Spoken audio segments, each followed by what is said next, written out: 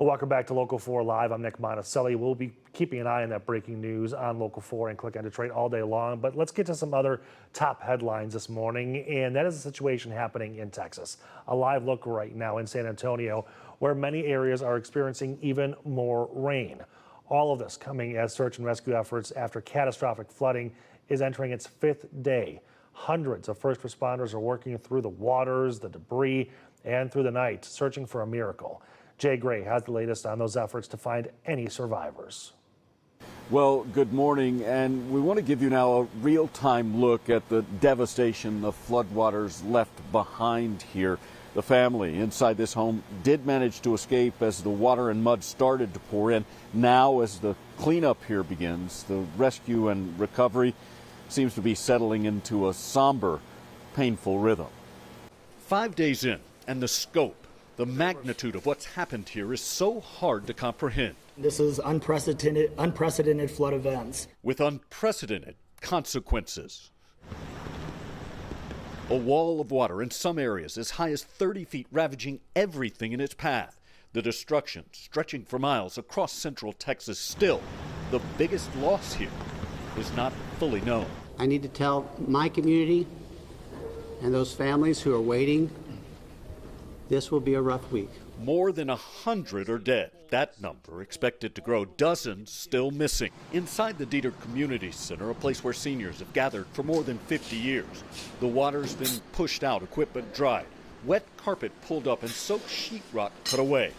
The director of the facility stressing it's just a building that can be repaired. Perspective that comes quickly when you see the recovery effort unfolding just outside your door.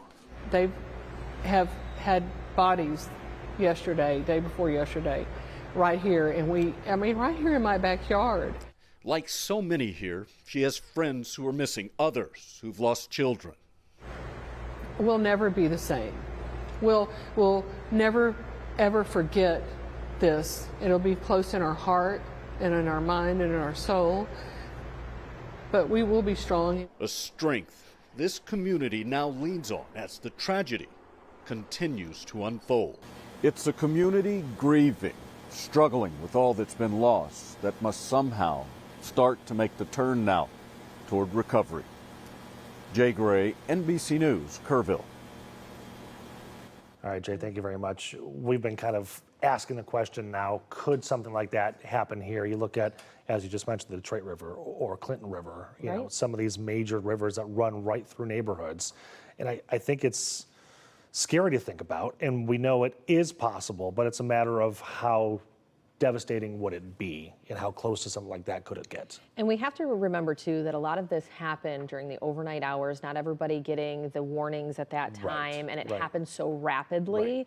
So there's a difference between flash flooding, and it has to do with the timing of how quickly all that occurs. I first want to start by just kind of recapping the amount of water that has fallen down into Texas, that portion in particular. And this is generated from all that tropical moisture. They're situated right by the Gulf, and so this was a historic rain, but I'm going to go ahead and put our estimator on there from our radar, and that's upward of 20 inches of rain over the last 7 days, and the bulk of that falling within a very short window the night that this originally occurred. So let's talk about the danger of floods, the amount of water, because this might blow your mind. 1 inch of rain falling over 1 acre of ground is equal to over 27,000 gallons and weighs over 100 tons. So you think of, oh, just an inch of rain, but you don't think about the amount over a widespread area of just how much water that is. 6 inches of water, that can sweep a person away. A foot of water can take away a car or SUV, and 18 inches of water would sweep away a really large vehicle. And so we were just talking about more than 20 inches of rain within that area. So that's Texas in and of itself. So the short answer for Michigan is that it's just totally different in terms of the landscape. I mentioned the Gulf down into Texas. Of course, we have our Great Lakes here that can generate moisture. And Nick, we were talking during the break too. Some people might remember when Hurricane Harvey came up this way and stalled out over the Midwest, and we had basements flooding across the Midwest. So we certainly can deal with tropical moisture, but former meteorologist Ron Hilliard is going to explain in further detail the difference between what happened in Texas and what can happen here. Up to 20 inches of rainfall fell for the holiday in central Texas, and There's some amounts of rain that we've seen here that have been excessive as well. And flooding has happened here, and it can continue to happen here in Metro Detroit. I do want to just talk about the reasons for the Central Texas flooding. There was a lot of moisture with the system that was over Texas. There was moisture from the Pacific, from the Gulf, and from the remnants of Tropical Storm Barry. Also, the terrain there in Central Texas, it's hilly. We have hard and dry soil, and then all of that water over that soil ran off into the Guadalupe River, and the Guadalupe River overflowed. Now, here in Metro Detroit, we see different types of flooding. Some of the types of flooding include fluvial flooding, that's any body of water, including rivers, overflowing, and then there's pluvial flooding. That's when the heavy rain is overwhelming the drainage system. Now, I do want to remind you that there's the different types of flooding here in Metro Detroit. We often see the river flooding as well as the street and freeway flooding here. And that's because the system is just not built to handle the amount of rain that we see sometimes nowadays. Now, could it happen here? Well, it's unlikely to happen here in Southeast Michigan, but we are likely to continue to see flash flooding. And the reasons are because of the aging infrastructure here and the overwhelmed system, and also because of the extension of the metro area. Well, we continue to expand. We continue to see more developments, less vegetation, and more pavement. And also then there's the increase in rain. When we have a warming climate, the atmosphere can hold more moisture and release more rainfall. Back to you guys.